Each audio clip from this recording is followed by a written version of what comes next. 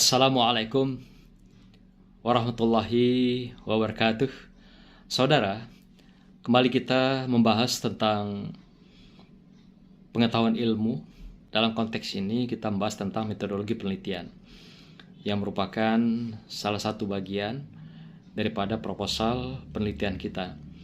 Metodologi penelitian ada yang kita temukan pada bab 3, ada juga pada bab 1 pada proposal penelitian kita masing-masing.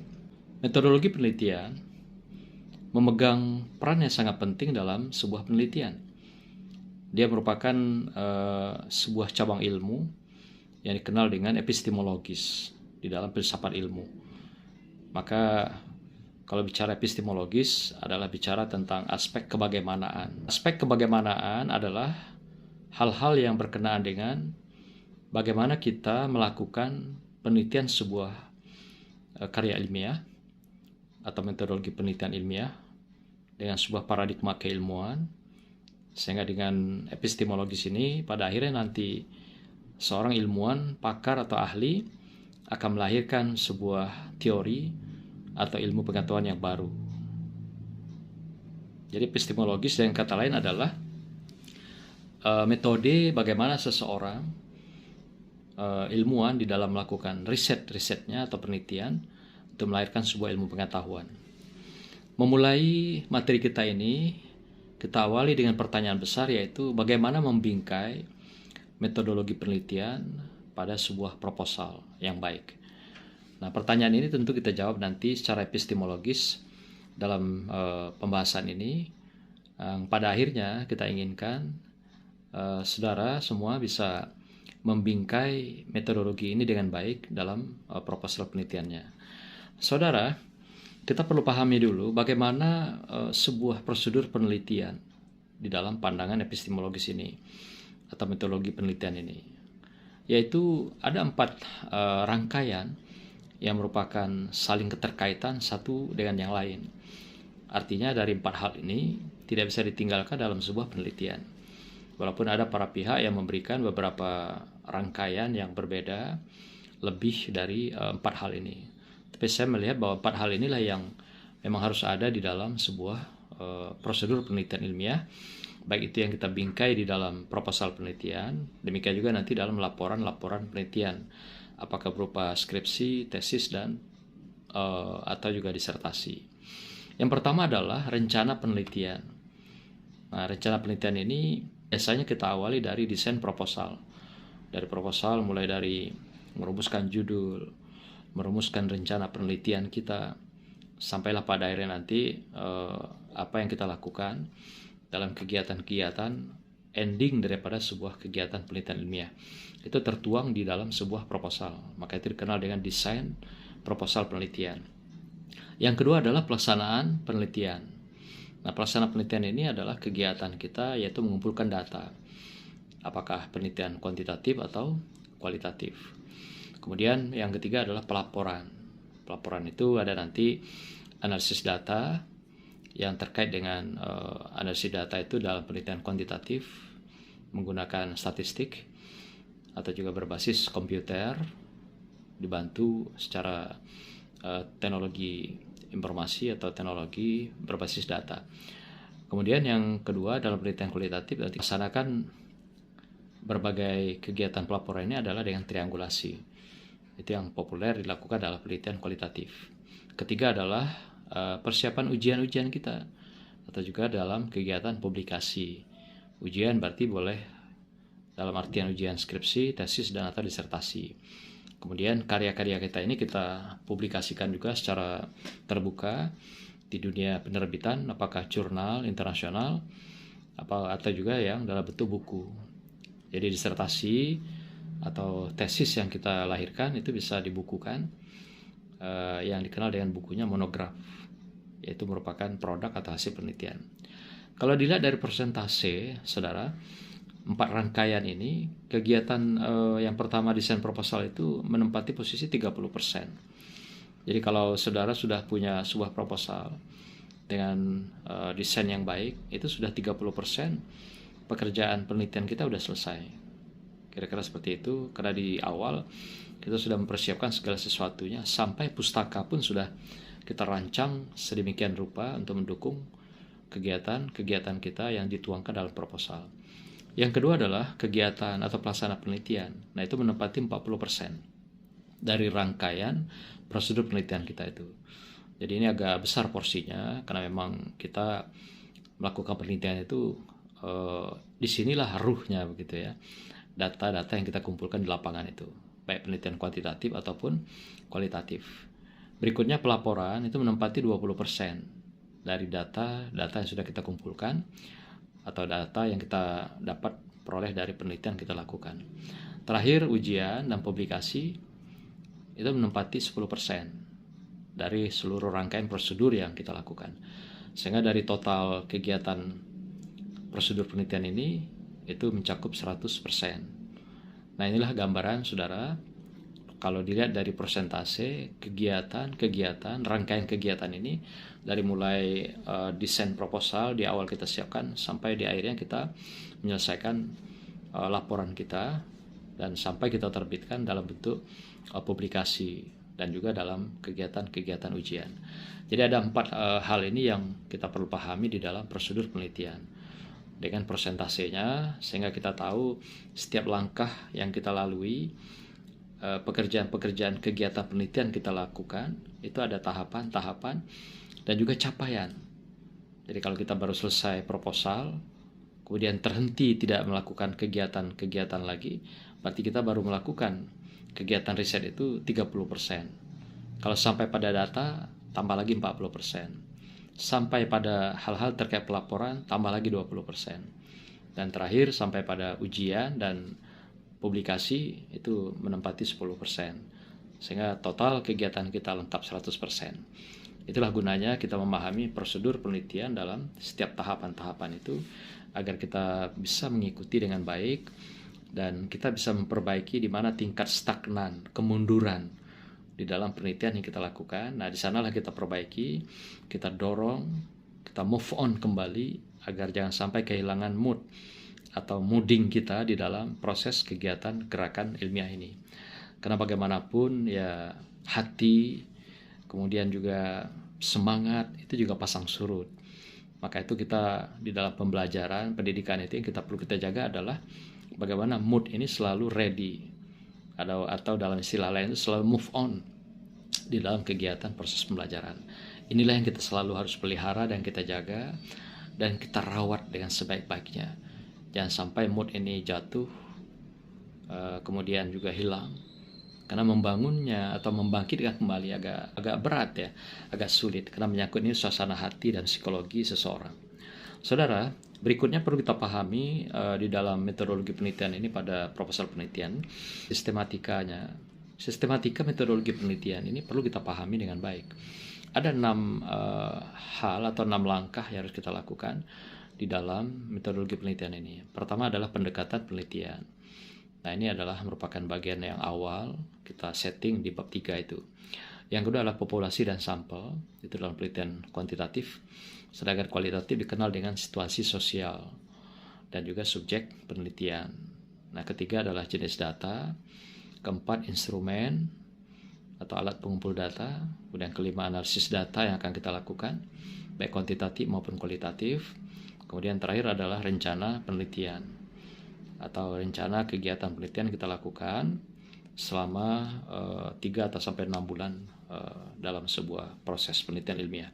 Nah, inilah yang nanti kita harus setting di dalam bab 3 kita atau di bagian metodologi penelitian. Jadi 6 hal ini sesuatu yang sangat substansial. Walaupun ada yang menambah lebih dari 6, ada 7, ada 8, itu bisa saja. Tapi prinsipnya 6 ini harus ada di dalam bagian metodologi penelitian. Soal mau nambah yang ada aspek-aspek lain, itu tinggal teknis kebutuhan masing-masing. Tapi 6 ini wajib ada dalam sebuah metodologi penelitian pada bab 3 proposal kita. Saudara, kita juga perlu pahami apa itu metodologi penelitian.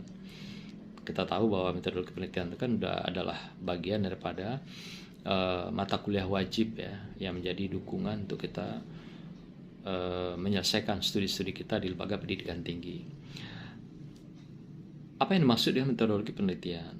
Metodologi penelitian itu adalah seperangkat ilmu pengetahuan tentang aktivitas penelitian yang kita lakukan dengan menggunakan prosedur ilmiah secara sistematis yang bertujuan mengulangi, menemukan, mengungkap, dan melahirkan ilmu pengetahuan. Nah, tentu saja penelitian kan dari kata dasarnya riset. Maka itu core utamanya adalah melakukan penelitian ulang, melakukan pengulangan terhadap penelitian yang pernah dilakukan oleh pakar yang sudah terdahulu. Maka itu dikatakan istilahnya metodologi riset sebenarnya, ri dan ser. Ri itu adalah pengulangan, ser itulah penemuan kembali terhadap apa yang sudah dilakukan oleh para pakar sebelumnya. Kemudian ilmu ini juga dikenal dengan ilmu tentang metode riset ilmiah. Istilah metodologi ini secara substansialnya, singkatnya begitu. Jadi ilmu tentang metode riset, inilah metodologi yang berbasis pada paradigma keilmuan atau juga paradigma penelitian ilmiah. Kemudian metode riset perlu juga kita pahami adalah cara-cara melakukan penelitian secara sistematis dengan menggunakan prosedur ilmiah untuk mengulangi, menemukan, mengungkap, dan melahirkan ilmu-ilmu pengetahuan yang baru dalam penelitian kita dengan menggunakan paradigma ilmiah atau paradigma keilmuan. Nah, itulah bedanya. Kalau tadi metodologi penelitian itu adalah ilmu tentang metode riset, sedangkan metode riset sendiri adalah cara-cara yang lebih teknis yang menggunakan prosedur yang juga secara sistematis.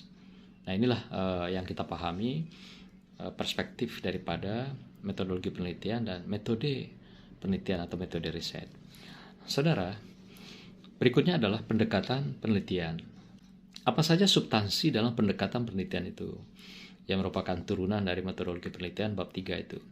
Yang pertama, strategi kita adalah memilih jenis penelitian.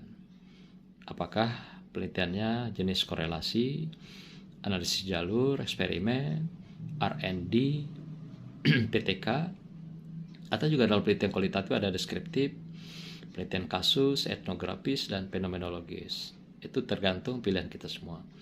Mana yang lebih mendekat dengan judul kita, sesuai dengan kebutuhan. Dan juga sesuai dengan landasan teori, dukungan teori yang kita gunakan dalam metodologi penelitian. Yang kedua, deskripsikan konsep jenis penelitian yang kita pilih. Misalnya kita memilih penelitian korelasi. Kita ambil pengertiannya, konsepnya, definisinya dari para pakar. Apa yang dimaksud dengan penelitian korelasi. Demikian juga penelitian analisis jalur. Nah, ini perlu dideskripsikan dulu agar kita paham apa yang dimaksud dengan penelitian korelasi dan analisis jalur itu.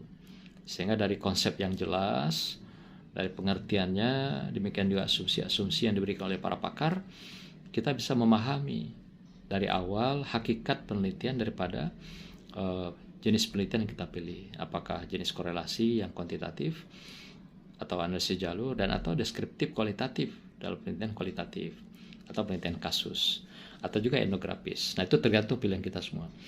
Jadi maka aspek kedua, deskripsikan konsep-konsep jenis penelitian yang kita pilih, dan juga kita uraikan bagaimana cara kerjanya dari jenis penelitian itu. Misalnya penelitian korelasi, cara kerjanya bagaimana? Atau pet analisis, cara kerjanya seperti apa? Atau penelitian kasus yang kita pilih. Nah, cara kerja yang diberikan oleh pakar seperti apa? Jadi kita masih mengutip pendapat pakar. Maka itu kita namakan kepala judul dari bab ini adalah metodologi. Jadi metode dan logos. Jadi ada ilmu-ilmu yang kita harus masih kutip dari para ahli, itu menandakan bahwa dia masih dalam perspektif metodologi. Karena ini masih dalam konteks konsep gitu. Nah, maka itu di sini perlu diurai nanti bagaimana teknik kerja daripada jenis penelitian yang kita pilih. Terjelas diungkap di dalam pendekatan penelitian. Bagian ketiga, deskripsikan mengapa jenis penelitian ini yang kita pilih. Nah, ini alasan kita ya. Kita memilih misalnya jenis penelitian korelasi. Mengapa? Apa yang menjadi latar atau melatari daripada pilihan-pilihan jenis ini? Atau misalnya kita memilih penelitian kualitatif dengan jenisnya adalah katakan etnografi, penelitian yang berbasis budaya masyarakat. Mengapa ini yang kita pilih? Atau juga pilihan lain atau juga pilihan lain seperti kasus misalnya, atau juga deskripsi kualitatif. Jadi setiap apapun jenis yang kita pilih ada dasarnya. Nah, dasar itu kita rujuk pada juga para ahli. Jadi mengapa kita milih korelasi? Karena kesesuaian dengan judul kita, landasan tema dan variabel kita, dan juga teori kita. Nah, itu yang melandasi. Maka itu ahli nanti mengatakan alasan-alasan itu secara rasionalitas dan juga secara akademis. Jadi alasan-alasan itu kita jadikan sandaran dasar untuk mengungkap mengapa jenis penelitian yang kita pilih. Yang berikutnya populasi dan sampel. Saudara, populasi dan sampel itu lebih populer dalam penelitian kuantitatif, yaitu di mana populasi adalah keseluruhan komunitas yang menjadi objek penelitian kita. Kemudian sampel adalah sebagian dari komunitas populasi yang dijadikan target atau sasaran penelitian kita. Nah, sampel biasa itu ditetapkan bisa dengan persentase. Kalau jumlahnya besar, atau juga dengan menggunakan rumus Slopin, ya, nanti juga keluarnya persentase kalau jumlahnya besar. Atau juga kita menetapkan misalnya kalau dia di bawah jumlah populasi itu 200 orang, 200 ke bawah, maka banyak pakar yang sependapat bahwa itu dijadikan penelitian populasi. Artinya populasi itulah yang sekaligus menjadi sampel kita. Itu banyak sekali nanti kita temukan dalam penelitian korelasi dengan sampel di bawah 200 orang. Prinsipnya di dalam penelitian kuantitatif itu ada dua tahapan. Tahapan pertama adalah tahap kita menetapkan sampel untuk uji coba. Itu biasanya yang bagus itu yang baik adalah 30 sampai 40 orang. Nah, sisanya adalah 2 atau 3 kali lipatnya adalah untuk data penelitian. Nah, biasanya begitu. Jadi kalau penelitian kita dengan jumlah populasi 200 ke bawah atau 150, ya cukup dengan penelitian itu dengan populasi dan sampel sekaligus. Jadi penelitian populasi istilahnya itu. Jadi dia ambil 30 untuk uji coba, untuk membuktikan validitas dan reliabilitas daripada instrumen kita. Sisanya dijadikan adalah populasi sampel penelitian kita. Jadi tidak diulangi lagi mana yang sudah jadi sampel uji coba dengan sampel penelitian. Jadi dua tahapan yang berbeda. Nah, itu di dalam penelitian kuantitatif. Kemudian dalam penelitian kualitatif kita mengenal istilahnya situasi sosial dan subjek penelitian. Situasi sosial adalah sama dengan populasi, yaitu menjadi lokasi atau suatu komunitas yang menjadi penelitian kita.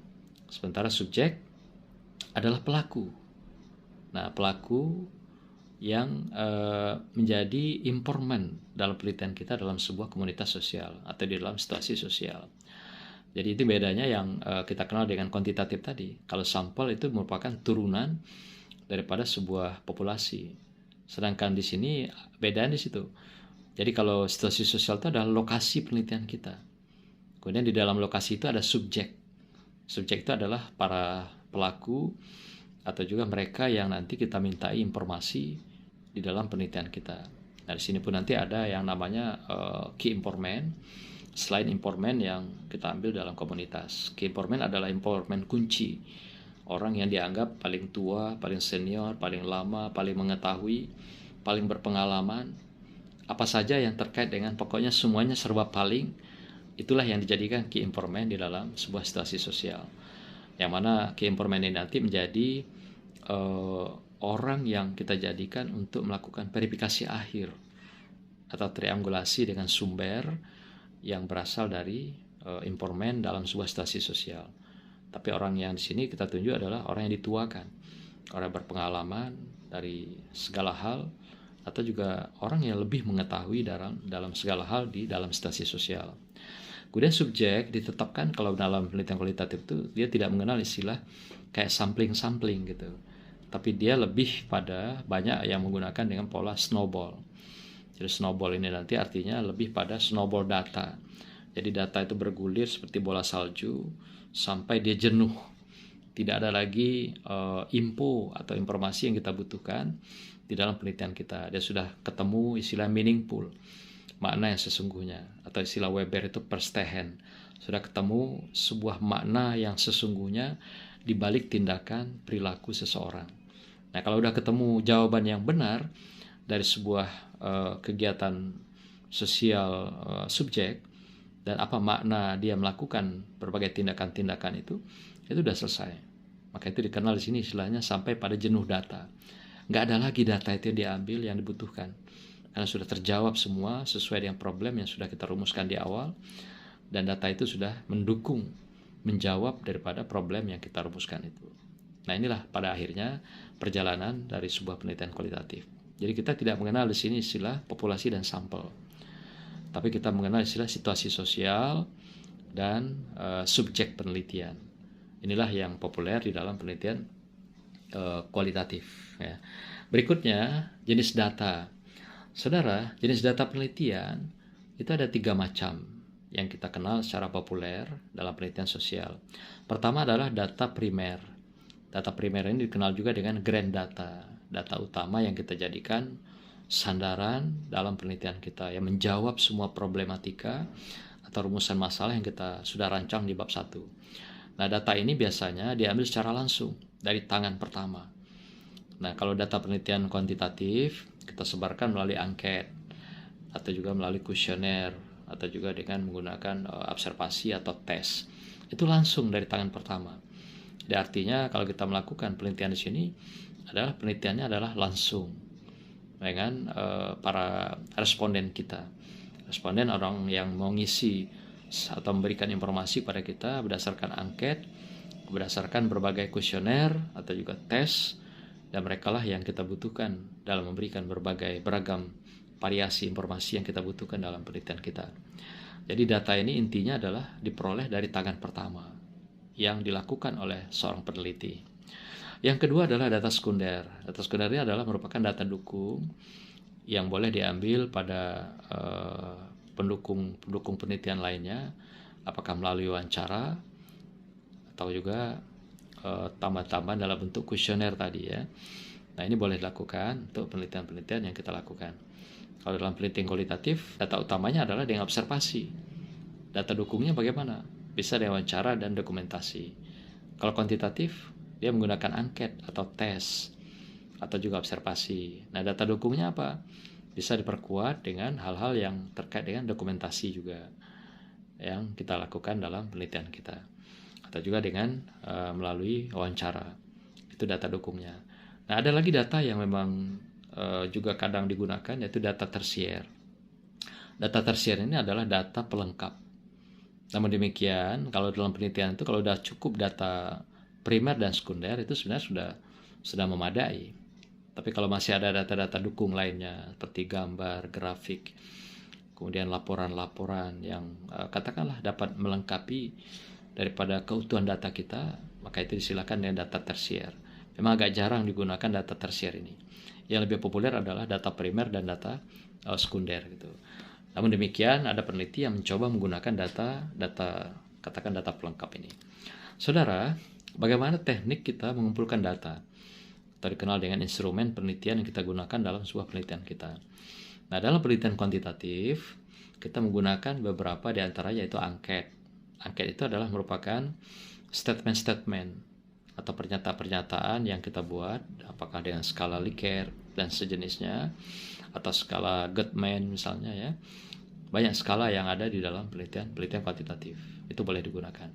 Tapi modelnya adalah statement atau pernyataan. Nah, kemudian model kedua adalah kuesioner. Kuesioner ini dalam bentuk pertanyaan. Nah, berbeda dengan angket. Kalau angket pernyataan, di sini pertanyaan. Demikian juga tes, juga dalam bentuk pertanyaan, dalam berbentuk opsi-opsi ya. Nah, terakhir adalah model observasi. Observasi itu melihat alternatif-alternatif jawaban terkait dengan situasi-situasi, kondisi daripada populasi dan sampel yang kita teliti. Itu adalah observasi. Ini juga melibatkan seorang peneliti secara langsung dalam sebuah populasi dan sampel. Kemudian dalam penelitian kualitatif, instrumen penelitian itu lebih sederhana, dia menggunakan 3 saja. Karena dalam penelitian kualitatif itu peneliti sendiri adalah instrumen, alat pengumpul data atau instrumen pengumpul data. Nah, maka itu karena instrumen utamanya adalah peneliti sendiri, maka instrumen ini adalah merupakan pendukung daripada pelaksanaan penelitian dalam kualitatif. Di antaranya apa yang kita gunakan yaitu panduan observasi. Nah, istilahnya memang panduan karena dia membantu peneliti untuk mendapatkan informasi di lapangan. Demikian juga yang kedua adalah panduan wawancara, juga panduan namanya. Jadi seorang peneliti dia bisa saja wawancara lepas atau tadi observasi secara lepas untuk mendapatkan sejumlah informasi sampai dijenuh data dengan berdalam-dalam atau secara elaboratif. Nah, ketiga juga adalah panduan untuk mendapatkan data dokumentasi. Jadi tiga ini saja dalam penelitian kualitatif yang berulang-ulang dilakukan oleh seorang peneliti. Panduan observasi, panduan wawancara, dan panduan untuk mendapatkan data dokumentasi. Jadi istilah panduan itu menunjukkan bahwa dalam penelitian kualitatif bahwa instrumen utama itu adalah peneliti sendiri. Jadi apapun yang dalam bentuk narasi terurai ini adalah lebih pada panduan, guidance untuk seorang peneliti mendapatkan data-data atau informasi yang mereka butuhkan terkait dengan penelitian mereka di lapangan. Saudara, yang berikutnya adalah analisis data penelitian. Analisis data penelitian tetap kita melihat dari dua perspektif ya. Dari sisi penelitian kuantitatif, nanti apakah analisis datanya kita seperti penelitian jenis korelasi, analisis jalur, dan eksperimen. Dalam penelitian kuantitatif ini, kita biasa menggunakan korelasi itu misalnya dengan produk momen misalnya. Atau juga kalau untuk yang melihatnya secara jamak itu dari perspektif regresi atau juga multivariat. Nah, ini juga sudah berlaku umum di dalam penelitian kuantitatif. Nah, itu sudah ada paketnya itu. Jadi nggak perlu kita urai secara detail, nanti lihat saja bahwa paket untuk penelitian korelasi itu sudah ada. Demikian juga analisis jalur, eksperimen, dan sebagainya. Nah, yang kedua model penelitian analisis data penelitian kualitatif. Kualitatif itu mengandalkan analisis datanya pada triangulasi dengan cara melakukan berbagai verifikasi pada sumber dalam sebuah penelitian. Jadi triangulasi inilah yang menjadi kekuatan dalam penelitian kualitatif. Untuk juga kita pahami bahwa dalam penelitian kualitatif kita tentu punya gaya dan juga cara tersendiri dalam analisis data ini. Jadi analisis data itu dia bisa di awal, di tengah, sampai ke akhir. Atau istilahnya di sepanjang penelitian itu boleh lakukan analisis data. Karena mereka sifatnya itu cari data, informasi, lakukan analisis. Cari data, lakukan analisis. Jadi proses itu berlangsung sepanjang penelitian kita lakukan. Ini kekhasan penelitian kualitatif. Beda dan dalam kuantitatif. Kuantitatif kita kumpulkan data dulu, misal melalui angket, tes, dan juga melalui observasi. Nah, tapi setelah data terkumpul, barulah kita bisa melakukan analisis data. Jadi kalau sepanjang penelitian tidak bisa. Karena penelitian kuantitatif itu dia penelitian yang kita ambil datanya adalah yang sudah berlalu, yang sudah berlangsung. Sedangkan penelitian kualitatif adalah dia sedang berlangsung. Penelitian yang live gitu ya, yang artinya yang sedang terjadi. Maka itu analisis itu bisa dilakukan di awal, di tengah, sampai di akhir. Jadi sepanjang proses penelitian kualitatif, analisis data berlangsung atau dilakukan oleh seorang peneliti. Jadi dalam penelitian kualitatif itu boleh dikatakan analisis data itu berlangsung sepanjang penelitian. Itu kekhasan daripada penelitian kualitatif. Karena data itu juga memperolehnya tidak sekaligus, dia bertahap. Tahapan-tahapan itulah yang menjadikan data itu juga panjang dan juga banyak, dan itulah yang diverifikasi selalu dengan triangulasi.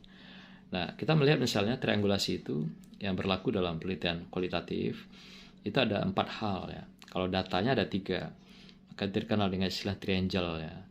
Apa yang triangle itu adalah observasi, wawancara, dan dokumentasi. Kemudian dilakukan verifikasi data itu, triangulasi dengan teori. Dalam konteks ini kita perlu tahu bahwa data yang utama dalam penelitian kualitatif itu dari mana? Adalah data observasi atau istilah partisipan observation itu ya. Atau istilah observasi terlibat. Itu buku yang terkenal itu seperti misalnya ditulis oleh Spreadley. Itu dia menggunakan partisipan observation atau observasi terlibat. Di mana di sana menemukan berbagai makna-makna, menggunakan berbagai domain.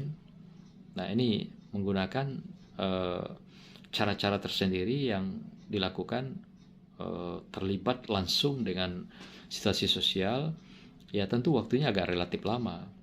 Jadi bukan datang 1, 2, 3 kali kemudian selesai, pasti kita akan tertipu dengan data atau keaslian data yang ada di lapangan. Maka dengan partisipasi terlibatlah kita bisa menemukan makna yang sebenarnya ketika kita melakukan penelitian di dalam kualitatif ini. Jadi observasi ini menjadi data utama, data dukung. Maka itu menempati 40% penelitian kualitatif itu didominasi oleh data observasi. Nah, kemudian didukung oleh data yang lain, triangulasi yang lain, yaitu wawancara 20%, dokumentasi 20%. Nah, pada akhirnya verifikasi dilakukan dengan teori untuk mengecek bagaimana kesesuaian, perbedaan, kesenjangan antara teori-teori yang kita gunakan dengan fakta-fakta empirik di lapangan. Itu 20%. Sehingga total data keseluruhan itu jadi 100%. Jadi ingat bahwa penelitian kualitatif data utamanya adalah data observasi, bukan wawancara, bukan juga dokumen. Nah, yang lain itu adalah data-data pendukung untuk penelitian kita. Karena banyak yang keliru memahami bahwa mereka melakukan wawancara sebanyak-banyaknya. Dan itulah yang dilaporkan dalam laporan penelitian. Keliru itu. Karena wawancara itu kan terkait juga dengan kinerja, performan. Kalau ketika diwawancara, orang ditanya tentang kinerja mereka, pasti mereka nggak mau membuka kekurangan, kelemahan, dan aib mereka. Pasti semuanya akan dijawab baik, bagus, unggul, profesional, berkualitas. Itu saja bahasa yang akan diungkapkan. Tapi dengan observasi kita merasakan langsung, melihat sendiri, mengalami apa yang memang terjadi di lapangan saat itu, yang secara langsung kita alami di situasi sosial itu. Maka mereka tidak bisa berbohong, mereka tidak bisa mengatakan fakta yang sebenarnya, tapi dibelokkan menjadi fakta fiktif atau kebohongan-kebohongan yang terkait dengan pribadi-pribadi mereka. Nah, disinilah seorang peneliti kualitatif ditagih agar berdalam-dalam, elaboratif, dan melakukan observasi secara langsung. Maka itu ada yang mengatakan penelitian kualitatif itu relatif agak lebih lama dibanding penelitian kuantitatif. Kita mencari, menemukan makna yang sesungguhnya, persetehan dari situasi sosial di mana kita melakukan penelitian. Saudara, berikutnya adalah rencana penelitian. Ini adalah bagian akhir dari metodologi penelitian kita. Nah, rencana penelitian ini menyangkut rencana-rencana kegiatan penelitian yang kita lakukan selama di lapangan, selama dalam situasi sosial atau dalam penelitian kita. Nah, kita biasanya bikin ada metrik ya. Metrik itu menyangkut tentang rencana-rencana apa yang kita lakukan. Setidaknya ada 4 rangkaian rencana di dalam kegiatan kita itu. Mulai dari start desain proposal, kemudian proses penelitian, sampailah ujian dan publikasi. Nah, di antaranya adalah pertama kita menyiapkan desain proposal. Misalnya berapa lama? 1 bulan. Mulai dari pembuatan, penyusunan, pengajuan, sampailah seminar-seminar misalnya begitu. Kedua adalah kegiatan penelitiannya langsung atau proses. Bisa berjalan selama 3 bulan. Nah, itu apa kegiatan yang kita lakukan? Kegiatan kita lakukan adalah pengumpulan data. Kalau dalam kualitatif tadi, ini juga sekaligus kita melakukan analisis data. Tapi kalau kuantitatif, data dikumpul dulu, baru kita analisis.